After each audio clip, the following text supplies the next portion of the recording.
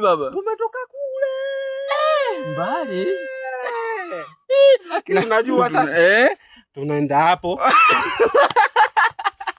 Kumbe ni hapo tu. Wewe mwenyewe unapaona hapo. Nimepaona hapo. Sema kila mtu ulipotoka. Ni kule. Lakini unapoenda sasa. Ni hapo. Ila unaweza ukashoka, yani unapopaona ni kule. Niwaambie kitu. Haki ya Mungu watu wanapangaikia.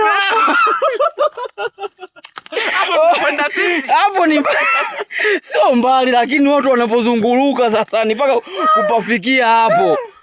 Namsikia mtu mmoja anakuja. Sina nauli na kutumia. Anataka kuja hapo. Na anatuma nauli yake 10,000. Anapokuja sasa. Ni hapo. Yaani anapangaikia hapo. Umewahi kujiuliza? Kuna nini hapo? Yaani wanakataza watoto wote. Lakini mjomba na mjomba wake baba wanaruhusiwaga kwenda hapo. Hapo tu. Wengine utawasikia kabisa. Asiende mtu mwenye umri wa miaka 18. Unajua kwa nini? Kuna madubu anachezesha hapo. Kwa sababu kamari zile haitakiwi.